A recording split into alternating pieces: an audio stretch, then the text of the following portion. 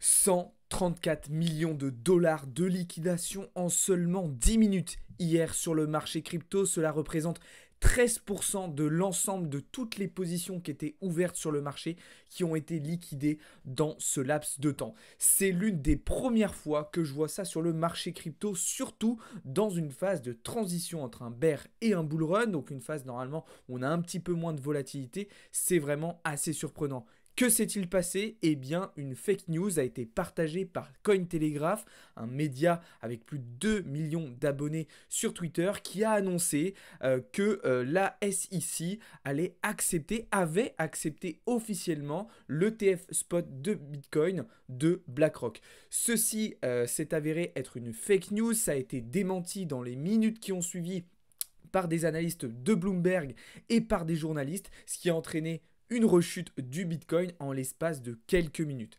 C'est l'événement principal qui a secoué l'intégralité de l'écosystème crypto sur ce début de semaine, et évidemment c'est un fait sur lequel nous allons revenir ce matin, mais ce n'est pas la seule chose dont nous allons parler parce qu'il y a plein d'autres éléments très intéressants à évoquer, notamment le comportement de certains altcoins, et puis on fera le point aussi bien évidemment sur les marchés financiers traditionnels et sur la macro sur ce début de semaine. En tout cas, bienvenue à toutes et à tous les amis, j'espère que vous allez bien. Dans cette nouvelle vidéo, on va donc, vous l'avez compris, évoquer un certain nombre des éléments très importants pour les prochains jours. Juste avant de commencer, comme d'habitude, je vous invite à vous abonner si ce n'est pas déjà fait, à partager, à liker, et n'hésitez pas aussi à commenter si vous avez des questions, des remarques ou quoi que ce soit.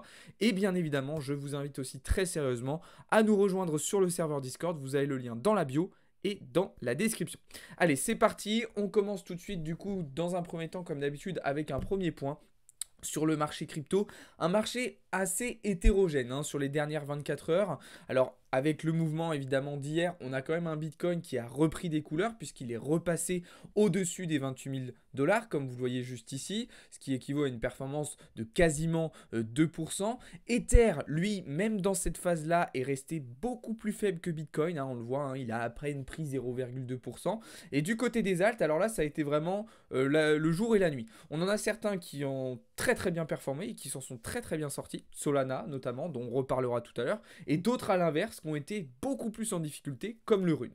Ça tombe bien, on était en long sur le Solana, on était en short sur le Rune, je vais vous le montrer juste après. Donc voilà. Bon, la question qu'on va se poser maintenant, c'est que va faire Bitcoin dans les prochaines heures? Est-ce qu'il va continuer de monter? Est-ce qu'il va continuer? Est-ce qu'il va retomber? Telle est la question. Bon, déjà, il y a deux analyses à faire. Il y a une analyse purement technique, où là, du coup, je vais être personnellement plutôt baissier sur le Bitcoin, et une analyse technique en prenant en compte l'actualité, les ETF, où là, effectivement, on peut se poser la question de est-ce que le prix va remonter? Parce que oui, en fait, hier, il y a eu la fake news, mais l'échéance des décisions de la SEC, c'est aujourd'hui et demain.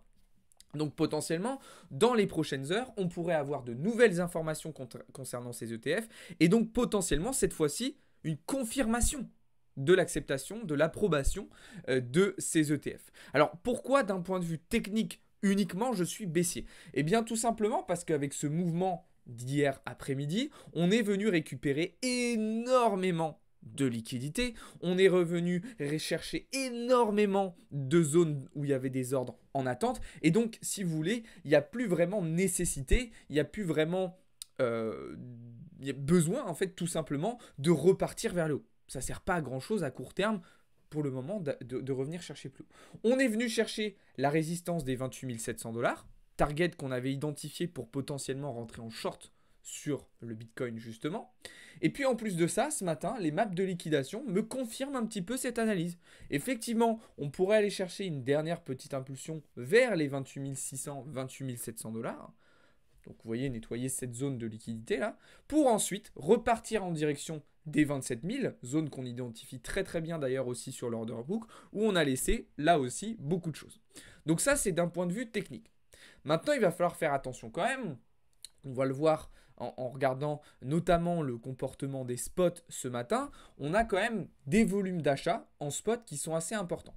Okay, alors sur les contrats futurs, c'est un petit peu indécis, il n'y a pas forcément plus de prise de position que ça pour le moment. d'accord? On voit un open interest qui est resté très très flat depuis hier après-midi, depuis la fin du mouvement d'hier après-midi. Bah forcément, il y a tellement de comptes qui ont été cramés, il y a tellement de positions qui ont été liquidées, les gens, ben, ils reprennent pas forcément position tout de suite. Donc du côté des contrats futurs, c'est plutôt calme, mais vous voyez que sur le contrat spot, eh bien on a quand même des volumes acheteurs qui sont largement supérieurs aux volumes vendeurs, contrairement à ce qu'on avait pu avoir il y a encore quelques jours. D'accord? Donc ça, c'est quelque chose qui pourrait contrebalancer un petit peu le point de vue technique baissier qu'on a évoqué jusqu'à maintenant. Mais il faudra surveiller justement au cours de la journée une potentielle reprise de position sur les contrats futurs à l'achat ou à la vente qui pourront nous donner des informations supplémentaires justement sur la direction que pourra prendre le Bitcoin. Ok?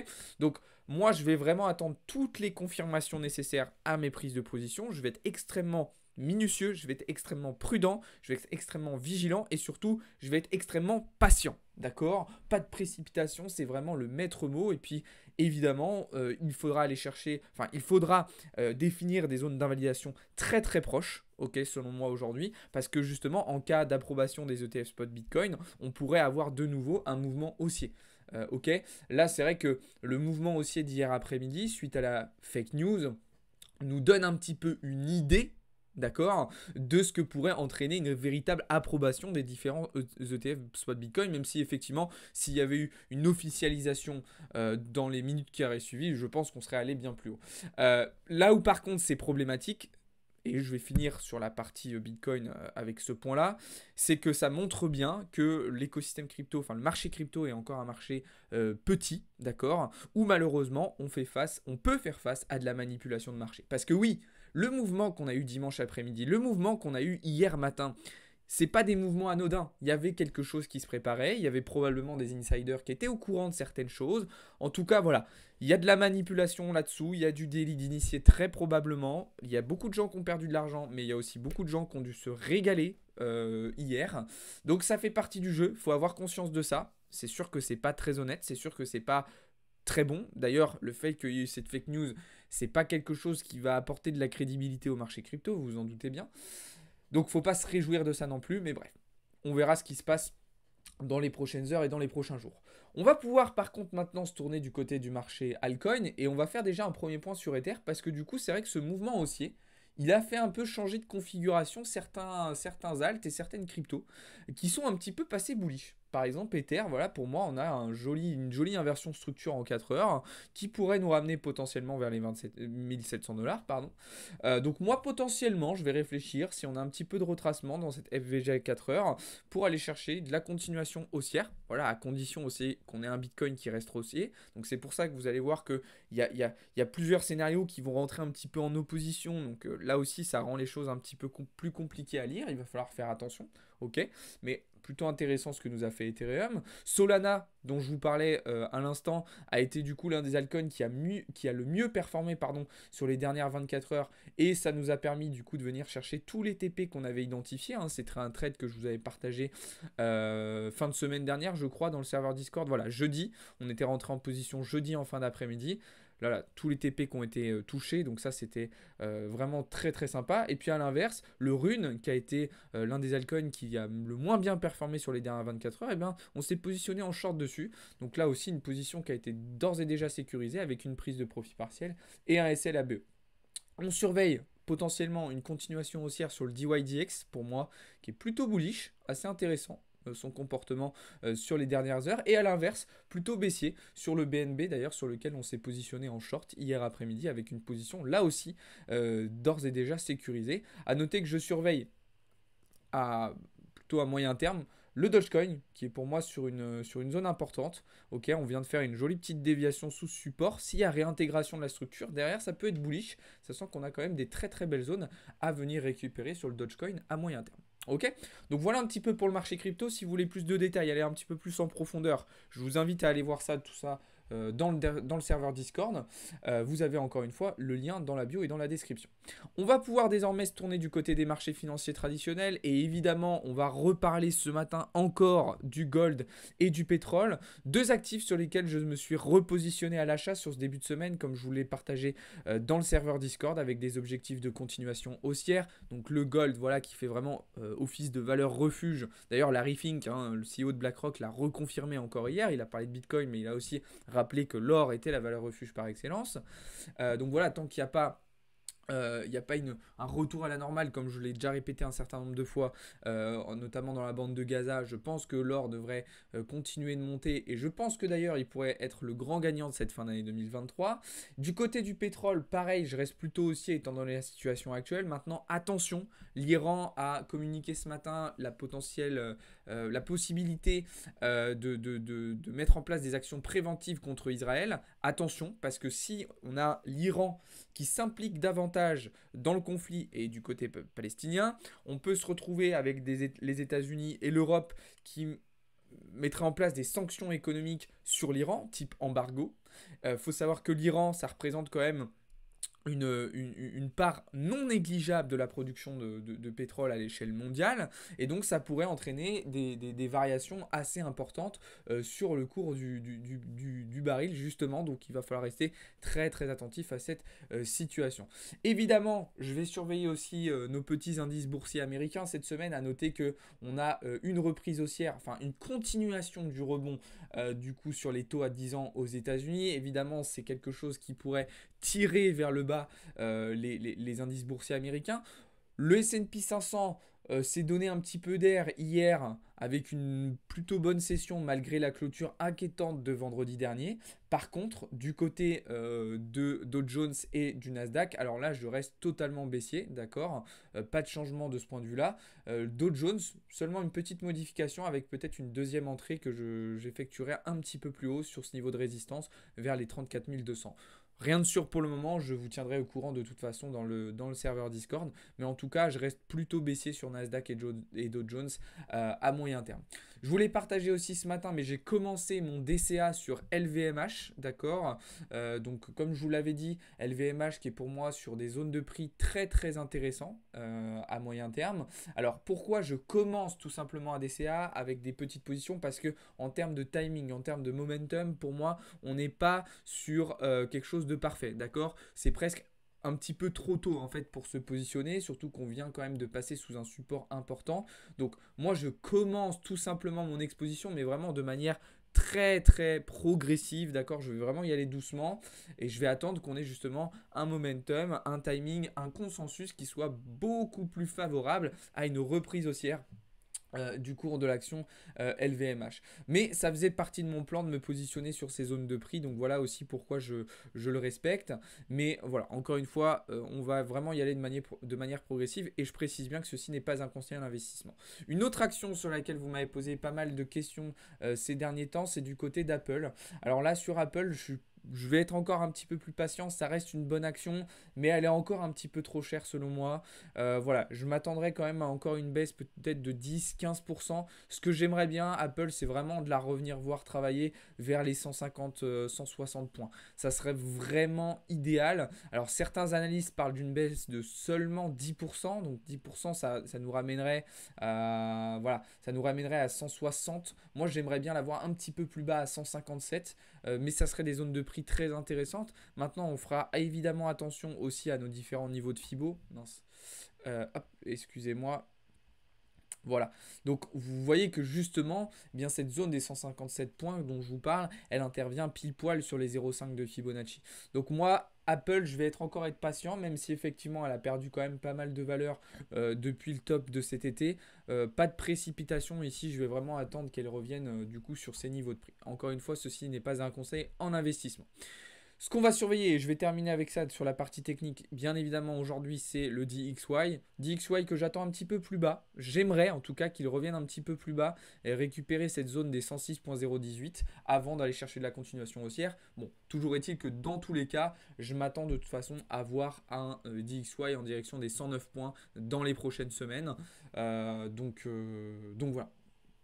à observer, mais évidemment, on reste plutôt bullish sur le DXY pour le moment. J'aimerais bien une petite correction, histoire de venir combler un peu cette FVG, retester le MSS. En plus, ça nous permettrait de prendre certaines positions, notamment sur le GBP USD qu'on a pu identifier. Comme vous voyez, j'aurais bien aimé voir le GBP remonter un petit peu avant d'aller chercher de la continuation haussière. D'ailleurs, en parlant du dollar, je fais un petit lien avec ce qui se passe sur Euro-USD. JP Morgan, entre autres, considère qu'on pourrait revenir à un niveau de parité entre l'euro et le dollar d'ici la fin de l'année 2023. D'accord? Donc, on peut très clairement encore envisager du retracement sur l'euro, et donc ça confirme aussi mon biais encore haussier pour le moment sur le dollar américain. Voilà un petit peu ce que je pouvais vous dire là-dessus. On va faire pour terminer un petit point sur le calendrier, enfin sur le programme macro de la journée. Alors, à quelle heure est-il ? Il est 10h52. D'ici quelques petites minutes, nous allons avoir les résultats du sentiment économique en Allemagne, qui va être un résultat assez important à prendre en compte, étant donné la situation actuelle chez nos voisins allemands. Donc un résultat que je vais surveiller, mais c'est surtout cet après-midi qu'il va falloir être très prudent. D'ailleurs, on suivra les résultats de cet après-midi directement en live sur Twitch et sur TikTok, avec notamment des datas sur le secteur immobilier américain cette semaine, mais cet après-midi sur les ventes au détail principales, sur la production industrielle, qui vont nous donner encore une fois des informations sur la santé économique des États-Unis. On aura aussi les chiffres de l'inflation au Canada, mais surtout quelque chose qu'il va falloir vraiment ne pas négliger cette semaine, c'est le fait qu'on va avoir beaucoup de membres du FOMC à nouveau qui vont s'exprimer. Tout cela à 2 semaines du prochain FOMC, justement, qui interviendra le 1er novembre prochain. Beaucoup de déclarations, et on l'a vu déjà la semaine dernière, on a des membres du FOMC qui sont un petit peu partagés entre certains qui veulent maintenir une politique hawkish, et d'autres qui commencent déjà à vouloir adopter une politique beaucoup plus accommodante pour les marchés. Donc ça va être très intéressant de suivre ces différentes déclarations. Évidemment, on les observera, on les commentera et on les interprétera tous ensemble. Donc voilà ce que je pouvais vous dire pour cette petite matinale. Bien évidemment, attention, cette semaine, on est aussi dans un contexte, et ce mois-ci globalement, puisque c'est le dernier trimestre, on est dans un contexte où on va avoir beaucoup de publications de résultats. On a eu le secteur bancaire la semaine dernière. Demain, on aura notamment Netflix et Tesla, donc deux grosses entreprises, notamment qui pourront impacter un petit peu les indices boursiers américains, mais ça, on en reparlera demain matin. Donc voilà, je vous retrouve donc cet après-midi à partir de 14h15 en live sur Twitch et sur TikTok. Ce soir, alors j'ai fait une petite erreur d'horaire, ce soir le cours de trading aura lieu à 20h et non pas à 19h. Sur ce, écoutez les amis, je vous souhaite une très bonne journée. Merci beaucoup de m'avoir écouté, de m'avoir regardé. Si vous avez des questions, n'hésitez pas à les poser dans les commentaires, likez cette vidéo si elle vous a plu, et puis rejoignez-nous sur le serveur Discord. Ciao tout le monde, c'était Alex pour Blockchain Capital.